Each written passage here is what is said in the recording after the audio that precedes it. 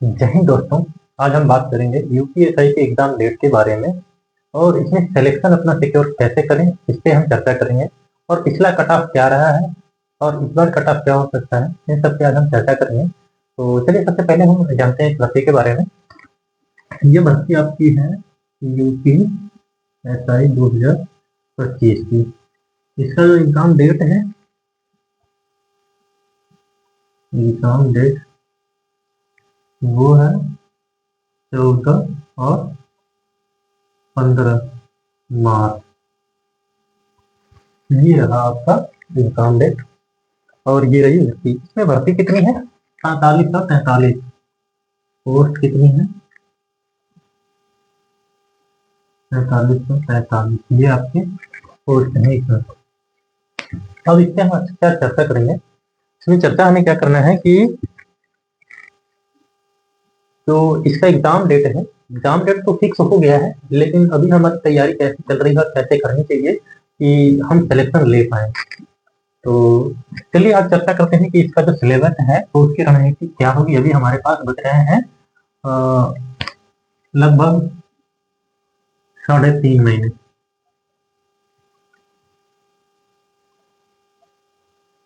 हमारे पास बच रहे हैं 3.5 महीने। तो 3.5 महीने में हमें तैयारी कैसे करना है कि हमारा एक सिलेक्शन जो है सिक्योर हो जाए। तो अपनी तैयारी का एक रणनीति हम बनाते हैं। सब लोग अपनी अपनी रणनीति पे 100% देना है और अपने सिलेक्शन को सिक्योर करना है। तो चलिए हम उस पर बात करते हैं। रणनीति के लिए सबसे पहले हमें जानना होगा कि हमारा जो है सिलेबस क्या है। ठीक है, हमारा सिलेबस क्या है। तो सबसे पहला हमारे पास है मैथ, उसके बाद क्या है रीजनिंग, मैथ रीजनिंग हिंदी और जीके।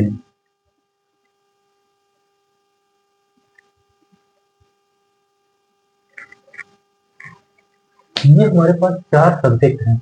इन चार सब्जेक्ट में जो है हम अपनी क्या रणनीति बनाए कि इस बार हमारा सिलेक्शन किसी भी प्रकार से चूके ना। कुछ लोग होंगे जो 2021 वाले में चुके हैं और पुलिस कांस्टेबल में भी चुके हैं कुछ नंबरों से। तो उनके लिए ये अपने आप को आखिरी भर्ती समझ के, अपने लाइफ की आखिरी भर्ती समझ के इस भर्ती में लग जाना चाहिए। खास करके जिन्होंने पिछले यूपीएसआई 2021 में इसी तरीके से किसी एक छोटे से मिस्टेक से रह गए थे और अभी उसके बाद से जितनी भी यूपी पुलिस कांस्टेबल की वैकेंसी या कोई और भी वैकेंसी आई, उनमें जितने लोग भी अपने आप को सिलेक्शन सिक्योर नहीं कर पाया है, उनके लिए बेस्ट ऑप्शन है कि इस भर्ती में अपना सिलेक्शन जो है सिक्योर कर लें। तो आज हम उसी पे चर्चा करेंगे कि इस बार अपना अपना सिलेक्शन कैसे सिक्योर करेंगे। तो चलिए बात करते हैं। सबसे पहले ये सिलेबस है मैथ रीजनिंग हिंदी जीके, इनमें हमारी क्या रणनीति होनी चाहिए। तो सबसे पहले इसमें एक चीज बता दिया गया है कि मिनिमम आपकी जो है 200 मार्क्स होने चाहिए। मिनिमम मतलब ये क्वालिफाइंग मार्क्स है, इससे कम तो होना ही नहीं चाहिए किसी भी हाल में। और सभी सब्जेक्ट में भी अपना क्वालिफाई करने का एक मार्क्स निर्धारित किया गया है। तो उस हिसाब से हमें तैयारी करके चलना पड़ेगा कि हमें सभी सब्जेक्ट में पास होना है। सबसे बड़ी बात ये है कि सभी सब्जेक्ट में पास होना है, उसके बाद कट ऑफ को पार करना है। किसी भी सब्जेक्ट को आप ऐसा नहीं कर सकते कि एकदम ही खाली छोड़ दे। जैसे सीपीयू में क्या होता है, अभी तक इसके पहले क्या हो रहा था कि सीपीयू वाले में मान लीजिए पहले प्री में जो है 4 सब्जेक्ट आते थे, किसी 3 में आपने बहुत बढ़िया कर दिया और किसी एक में जो है आपका वीक पॉइंट है तो भी काम चल जाता था। लेकिन यहाँ पे क्या है कि आपको चारों सब्जेक्ट में पास होना पड़ेगा। पहले चारों सब्जेक्ट में जब आप पास होते हैं तो ओवरऑल भी आपका जो है 200 मार्क्स होना चाहिए। उसके बाद आपकी जो है कट ऑफ जो है उसको भी पार करना पड़ता है। तो सबसे पहले हम चारों सब्जेक्ट में मिनिमम होना चाहिए जो उसको पास करते हैं। तो सबसे पहले चलते हैं और जो हमारे सामने मैथ आपके कितने नंबर के आएंगे? 40 नंबर के ये भी आएंगे, सॉरी 40 प्रश्न आएंगे। ये आपके हो गए 40 प्रश्न आ जाएंगे चारों सब्जेक्ट से। टोटल कितना हो जाएगा? 160 प्रश्न हो जाएंगे। टोटल 160 प्रश्न आएंगे 4 सब्जेक्ट से। अब उसके बाद आप लोगों ने देखा ही होगा कि इस बार जो है पेपर ऑफलाइन होने वाला है। निगेटिव मार्किंग भी है, ऑफलाइन भी होने वाला है, निगेटिव मार्किंग भी है। तो पिछली बार ऑनलाइन था तो इस बार ऑफलाइन है। तो उसमें कुछ तो अंतर होने वाले हैं। ऑफलाइन में क्या होता है, कई लोगों को बहुत आसान होता है पेपर देना, थोड़ा अच्छा लगता है, और उनके लिए क्या होता है, रिलैक्सेबल होता है। क्यों? क्योंकि मान लीजिए उनको कोई भी प्रश्न, अगर जैसे अभी पहला छोड़ के चले गए 10वीं वाले पे, तो 10वीं वाले से पहले पे आना है तो वो जल्दी से आ पाते हैं, लेकिन ऐसा ऑनलाइन वाले में थोड़ी मुश्किल का होता है, हर किसी के लिए नहीं, कुछ लोग तो डायरेक्ट उससे तेज पे आ जाते हैं, लेकिन फिर भी यहाँ से आने के बाद वहां जाने के बाद थोड़ा डिफिकल्ट होता है। और इसमें ऑफलाइन में क्या है कि आप पेपर पलट के आप देख सकते हैं कि आगे का लेवल क्या है, पेपर का जो है प्रश्न को देखते ही आपको लेवल पता चल जाता है। तो आप अपने जो है ऑफलाइन वाले में कई लोगों को बहुत बेनिफिट होने वाला है। अब चलिए, सबसे पहले हम जो यूपीएसआई में देख रहे होंगे कि 15 लाख प्लस, यानी लगभग 16 लाख फॉर्म पड़े हैं इस बार। 2017 वाले में तो केवल 7 लाख के आसपास पड़े थे, लगभग 7 लाख, 6 लाख कुछ थे। और 2021 वाले में भी आपने देखा होगा कि कितना था, लगभग 15 लाख कुछ था। और इस बार वाले में भी 2021 वाले में 2025 वाले में बहुत ज्यादा अंतर नहीं है, इसमें भी 16 लाख के आसपास पहुंच गए हैं। लेकिन उस बार वैकेंसी 9,000 प्लस थी, इस बार केवल 4500 प्लस है, 9,500 और 4,500 में बहुत अंतर है। तो इस बार कट ऑफ थोड़ा नीचे ऊपर हो सकता है, यदि पेपर जैसा रहा उसके ऊपर वो निर्भर करता है। कंपटीशन ज्यादा है इस बार, लेकिन सबसे ज्यादा कंपटीशन इस बार है। क्यों? क्योंकि जो है 2017 का जो पेपर था वो कठिन पेपर आया था और संख्या भी कम थी, तो उसके लिए थोड़ा अजीब सा कुछ नहीं हुआ। लेकिन जो है 2021 में क्या हुआ, पेपर थोड़ा नॉर्मल था और संख्या भी ज्यादा थी, तो कट ऑफ बहुत हाई गई थी। लेकिन इस बार क्या है, इस बार क्या है कि पेपर भी अभी कुछ कहा नहीं जा सकता, लेकिन संख्या जो इस बार बहुत ज्यादा है और जो है वैकेंसी बहुत कम है। तो इस बार कुछ भी नहीं पेपर होगा, वो पेपर कैसा है उसके ऊपर डिसाइड होगा। तो अभी इसमें क्या करना है, हमें इन चारों सब्जेक्ट में, जब हम यूपीएसआई का एग्जाम देते हैं, यूपी कांस्टेबल का एग्जाम देते हैं पुलिस में, तो हम सबसे पहले आसान सब्जेक्ट या आसान सिलेबस होने के कारण ज्यादा से ज्यादा लोग इसी एग्जाम में पूछ जाते हैं। और दूसरा सबसे बड़ा कारण होता है कि यूपी में जॉब है और यूपी बहुत अच्छा स्टेट में है, तो इसलिए सब लोग पूछ जाता है। तो सबसे हमें जो पॉइंट पकड़ना है अच्छा वाला, वो क्या है कि इसका सिलेबस जो होता है ना, वो थोड़ा अच्छा सा सिलेबस है हर किसी के लिए। ये पेपर सिलेबस को देख के जो है ना लोगों को आसान लगने लगता है। तो चलिए उसी टॉपिक को हम लोग भी पकड़ लेते हैं कि आसान किसको कैसे लगता है। तो सबसे पहले लोगों को हिंदी जो है ना, हिंदी लोगों को इस पेपर में सबसे ज्यादा पुरा देती है। हिंदी सबको आसान लगता है, और हिंदी है भी ऐसी कि 3.5 महीना अगर आपके पास अभी से भी टाइम मिला हुआ है, आपने पीछे कुछ भी नहीं किया, थोड़ा बहुत भी किया हुआ है ना, तो अभी भी अगर आपने अपने आप से अपना 24 आवर अपने आप पे दे दिया ना, तो इस हिसाब से 3.5 महीने में आप हिंदी इतना जरूर कर लेंगे, यदि आप अच्छे पकड़ वाले हैं, आपकी कैपेसिटी अच्छी है, तो अभी भी आप ये क्षमता रख सकते हैं, ये हिम्मत रख सकते हैं। जैसे लोग कई साल तैयारी कर रहे होंगे फिर भी हिम्मत रख रहे होंगे ना कि हम 40 में 40 कर लेंगे, तो ये हिम्मत आप भी 3.5 महीने में कर सकते हैं, यदि आप किसी सही प्लेटफॉर्म से पढ़ रहे हैं तब।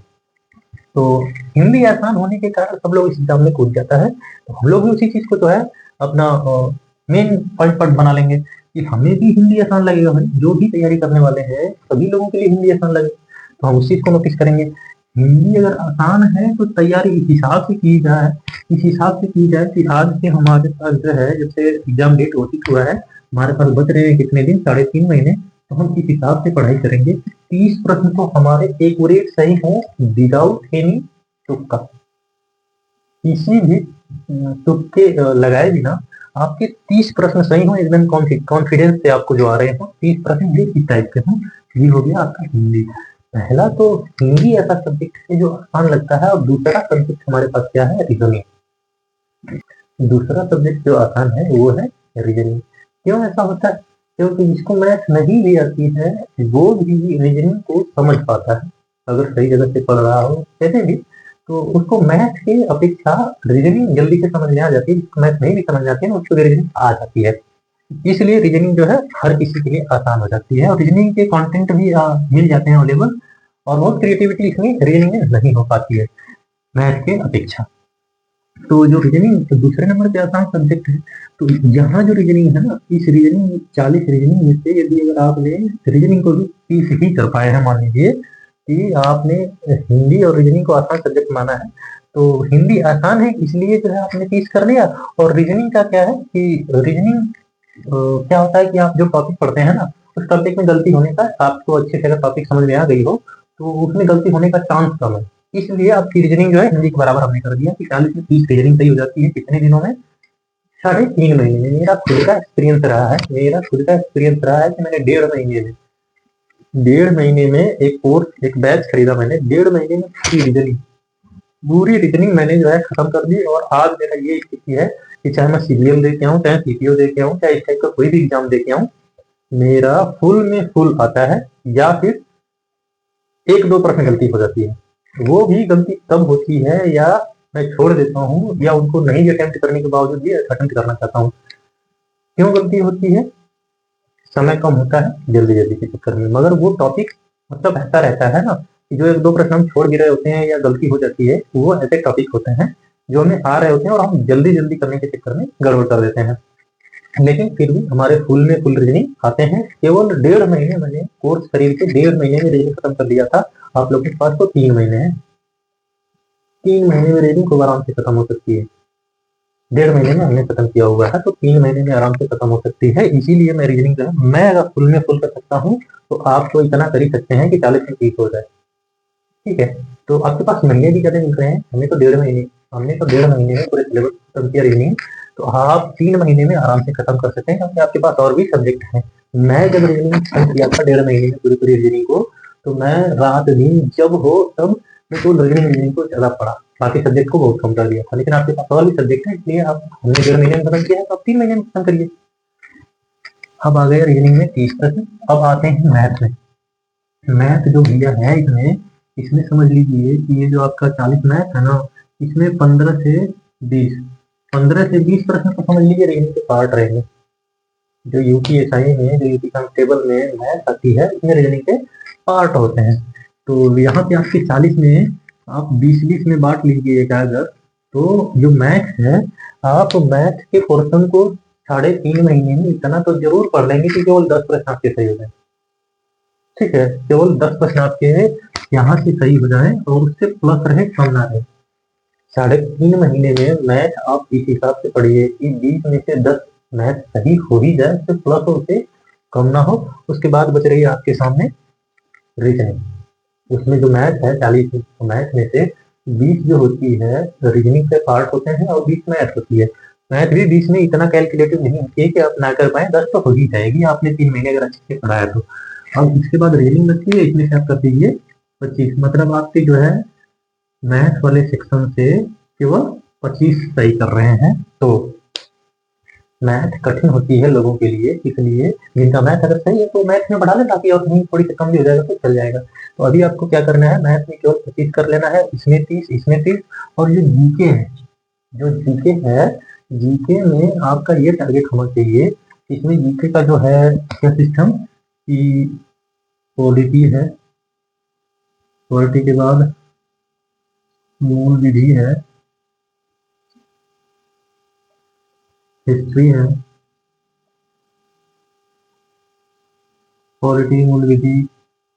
जो मूल विधि में अभी आया है BNS, BNSS, ये सब जो टॉपिक है ना, इन टॉपिकों से सबसे पहले जो मूल विधि है ना, उसी से आपके 16 प्रश्न के आसपास बन जाएंगे, 15 भी बन जाते हैं ना मूल विधि से। तो मूल विधि ऐसा सब्जेक्ट है कि आप 10 कर सकते हैं।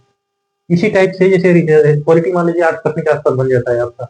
अगर पॉलिटी से, हिस्ट्री से, मूल विधि से, बीएनएस से, इन सबों से इस टाइप से आप जो है बल्क में जो क्वेश्चन आते हैं ना, उन टॉपिक को आपने मजबूत कर लिया, तो इस हिसाब से आपने पढ़ लिया कि आपकी जो जीके है, जो जीके होता है, जीके हर किसी को तो कह नहीं सकते किसका कितना सही हो जाएगा। लेकिन यहाँ पे क्या है कि मूल विधि, पॉलिटी, हिस्ट्री, ये जो है ना, ये थोड़ा वैसे टाइप से नहीं है जो जीके टाइप में जो दिक्कत करती है लोगों को। ये टॉपिक जो है कुछ आसान है, इसमें कि आप जीके को अच्छे से 3.5 महीने में पढ़ लिया, तो आप यहाँ क्या कर दिए, 25 कर दिए। यानी अब आपने कितना कर दिया है, 25, 25, 50 और 60, 110। आपने 160 में 110 प्रश्न कर दिया। यदि ये नॉर्मली एकदम हमने बताया है कि 160 में 110 आपने एकदम नॉर्मली बना दिया है अपने क्वेश्चंस।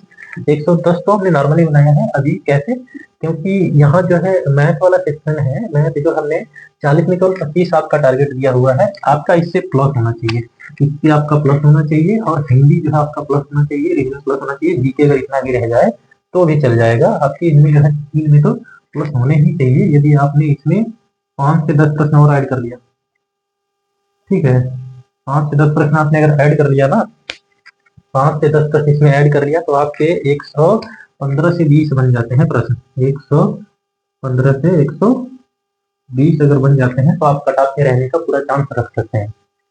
ठीक है, यदि आपके इतने प्रश्न सही हो रहे हैं तो आप कट ऑफ में रहने का चांस रख सकते हैं।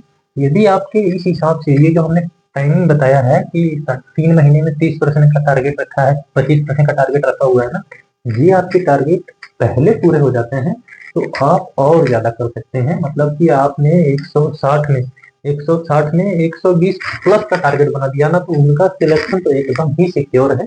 ये जो तरीका हमने बताया है ये कैसे कैसे हो सकता है, इसका बेस्ट तरीका है कि आप इस तरीके से पढ़ के अपने आप को कर सकते हैं। मैंने खुद का एक्सपीरियंस, मेरा खुद का एक्सपीरियंस है कि मैंने 1.5 महीने में पूरी रीजनिंग खत्म करी है। रीजनिंग करने बहुत ज्यादा टाइम लिया उस टाइम पे 1.5 महीने में। इसी हिसाब से आप अपने अपने सब्जेक्ट को जो है मजबूत करें। हमने 1.5 महीने में खत्म किया, तो आप 3 महीने में खत्म करिए। इस हिसाब से खत्म करिए कि जब मैंने 1.5 महीने में रीजनिंग फुल करने का क्षमता रखी है, तो आप थोड़ा कम करने का क्षमता रख लीजिएगा, लेकिन इस हिसाब से रखिएगा कि ये जो हमने टारगेट बनाया है इनमें प्लस प्लस रहे, इनमें कम ना रहे। इस प्रकार से आपके बन जाते हैं तो समझिए आपके सिलेक्शन ठीक है। और जो राकेश यादव सर हैं, अब तो सभी लोगों ने राकेश यादव के बारे में सुना ही होगा। बहुत बड़े टीचर हैं, संस्था भी उनकी बहुत बड़ी है कैरियर में, और बहुत पुराने समय से एसएससी के बहुत बड़े टीचर रहे हैं। जी यूपीएससी में भी अच्छे टीचर है, मैथ्स के वो तो है ही, उनकी संस्था बहुत अच्छी है। और उनका एक्सपीरियंस आज मैंने एक वीडियो उनका देखा हुआ है यूपीएससी के इस बार के एक्सपेक्टेड कट ऑफ पे उन्होंने एक वीडियो बनाया हुआ है कि क्या रहने वाली है इस बार की कट ऑफ। उन्होंने 2017 का, 2021 का, अब का उस हिसाब से कंपेयर करके बताया हुआ है कि कितने जो है आपके कट ऑफ जा सकते हैं।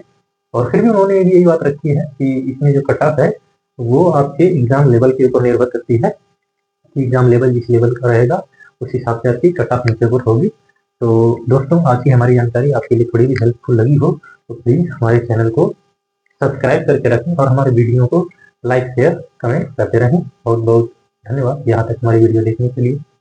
जय हिंद सभी को।